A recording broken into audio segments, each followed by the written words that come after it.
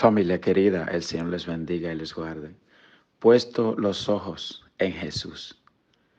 Hebreos 12, del 1 al 11. Recuerdo cuando estudiaba inglés, yo aprendí inglés por un curso de correspondencia por los años 80. Y la clase de inglés tenía 20 lecciones, duraba 2 años. Y recuerdo que cuando había ya tomado 10 lecciones y me faltaba un año, ya yo pensaba que yo sabía inglés y que ya no necesitaba terminar. Fue entonces cuando en uno de los libros había un pensamiento que decía: cualquiera inicia una carrera, pero no todos la terminan. Sea usted de los que empiezan y terminan su carrera. Ese fue exactamente la motivación que yo necesitaba para retomar mis fuerzas y avanzar hasta el final. Así que terminé mi curso de inglés y luego me di cuenta que en realidad yo no sabía nada, que me faltaba mucho. Y eso me hace recordar también un libro muy especial que hay en la Biblia que habla sobre disciplina y liderazgo. Ese es el libro de Nehemías. Este hombre dejó un puesto muy importante en el imperio más importante de aquellos tiempos y vino a Jerusalén para ayudar a construir los muros de su ciudad amada. Y dice la Biblia que contra viento y marea este hombre empezó aquella titánica tarea de construir los muros de Jerusalén. Los muros para nosotros hoy en día pueden ser desde nuestro temperamento que tenemos que trabajar, desde las decisiones para tener en orden nuestra familia, nuestras finanzas, etc. La Biblia dice: un hombre sin dominio propio es como una ciudad sin muro. Así que ese muro tiene mucho significado para nuestra vida, de aquellas cosas que tenemos que tener en orden, de aquellas decisiones que tenemos que tomar para tener el pecado a raya. Por ejemplo, Dios le dijo a Caín: Caín, el pecado está a la puerta, porque Caín estaba tentando y jugando y descuidándose. Y Dios le dijo: Caín, ten cuidado. Una vez tú abres la puerta, el pecado está ahí como un león, pero si tú cierras la puerta, él no entra. Ahora, si tú entras la puerta, vas a tener un desastre. Lo importante es pararlo antes de que entre Caín. Entonces, usted ya conoce el resultado y la decisión de Caín. Él ignoró la corrección, la disciplina, y ya usted sabe lo que sucedió. Entonces, en el caso de Nehemías, dice la Biblia que cuando los muros iban por la mitad, el pueblo entró en desánimo y hubo que empeñarse muy a fondo. Nehemías tuvo que orar y por la gracia de Dios aquel muro fue terminado. Satanás muchas veces hace lo mismo con nosotros. Él trata de ganar la batalla en la mente para que nosotros no empecemos. Hermano, todo en la vida es así. Mire, una casa, usted no la termina hasta que no la empieza. Lo más difícil es empezar un proyecto, una maestría, una cosa. No es fácil. Y el que la empieza es un vencedor. Pero mire, después que usted empiece un proyecto, Satanás va a hacer todo lo posible para que tú no lo termines. Y uno tiene que tener claro. Pablo dijo: he peleado la buena batalla, he acabado la carrera, he guardado la fe. Por lo demás me está guardada la corona de justicia que dará el Señor juez justo, no solo a mí, sino a todos los que aman su venida. Es decir, Pablo comparaba su fe a la carrera de un atleta griego que corría con perseverancia. Amén. Y también lo comparaba con un deporte. Él decía: yo golpeo mi cuerpo. Y dice: yo no tiro como al aire, yo sé a dónde voy. Y también con una carrera griega. Él decía, en una carrera muchos corren, pero uno solo llega a la meta. Él decía: mira, corre la vida de la fe, como que aunque muchos corren, tú corras para ganar. Y Pablo decía: tengo que tener cuidado, no sea que habiendo sido yo mensajero para muchos, yo venga a ser eliminado y yo pierda mi corona. Pablo decía, yo no me puedo descuidar, porque en una carrera lo importante no es cómo empieces, sino cómo termines. Esto es una carrera de resistencia, ¿ok? Y para eso el consejo del devocional de hoy es, puesto los ojos en Jesús. Pablo usa de nuevo una imagen de los deportes griegos. En las carreras griegas, el premio se ponía al final y ellos, motivados por lo que le esperaba al final, tenían los ojos, la mente en ese premio al final y corrían. Y eso es lo que dice Pablo. Pablo dice, nuestro ejemplo de conducta, de perseverancia, de amor, es Cristo. Tenemos que mirar cómo Él siempre quiso amar la voluntad y hacer la voluntad de su Padre. ¿Cómo fue su vida de oración? Ese es nuestro ejemplo a seguir. La lectura en un año está en Primera de Juan. Lea los capítulos 1, 2 y 3. Segunda de Crónica 36 y Salmo 90. Hebreos 12 del 1 al 11 nos dice, por tanto, nosotros también, teniendo en derredor nuestro tan grande nube de testigos, despojémonos de todo peso y del pecado que nos asedia y corramos con paciencia la carrera que tenemos por delante. Aquí cuando habla de una gran nube de testigos, usted tiene que imaginarse a alguien que está corriendo en un estadio romano, en un estadio griego, y corre. Y esa gran nube de testigos son la gente que están mirando en la grada, diciendo, vamos.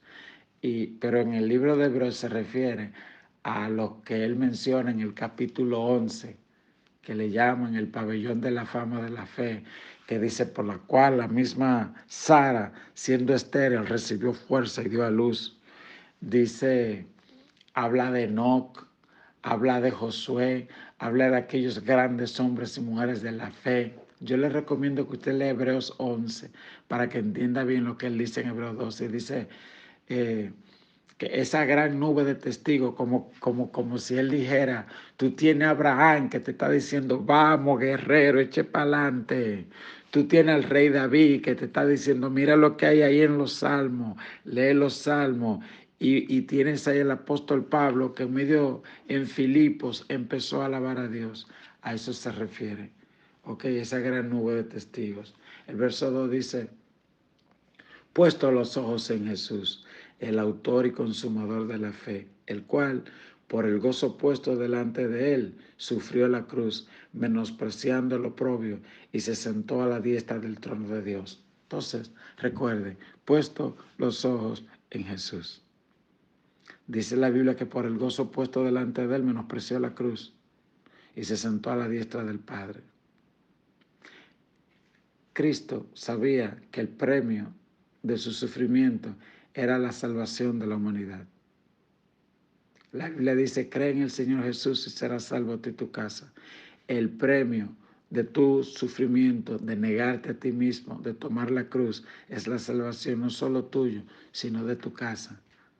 Y algo extraño que pasa con el hombre que hace pacto con Dios. Y hay una promesa, así como los brujos, si uno los reprende, hacen pactos satánicos, entregan la vida de sus hijos, entregan sus almas para servir a Satanás. Y esos demonios los persiguen a su generación. Así también la Biblia dice, el bien y la misericordia me seguirán todos los días de mi vida. ¿Ok? Por eso es importante andar en fidelidad a Dios. No mire a gente, hermano, no mire gente. Ponga los ojos en Cristo. Que eche para adelante. El verso 3 dice, considerad aquel que sufrió tal contradicción de pecadores contra sí mismo, para que vuestro ánimo no se canse hasta desmayar, porque aún no habéis resistido hasta la sangre combatiendo contra el pecado, y habéis ya olvidado la exhortación que como a hijos se os dirige, diciendo, hijo mío, no menosprecies la disciplina del Señor, ni desmayes cuando eres reprendido por él. Hay gente que son de goma y de azúcar y de sal, que usted sabe, la sal y el azúcar le caen un chin de agua y se derriten de una vez. Y aquí le dice, ustedes no han resistido hasta la sangre. En Hebreo 11 habla de gente que batallaron y que pusieron su vida y que no recibieron lo prometido y que fueron fiel y que pagaron con su vida. Y dice, ustedes no saben todavía lo que es tener que entregar su vida por la fe. Ustedes no han resistido hasta la sangre. ¿Ok? Entonces,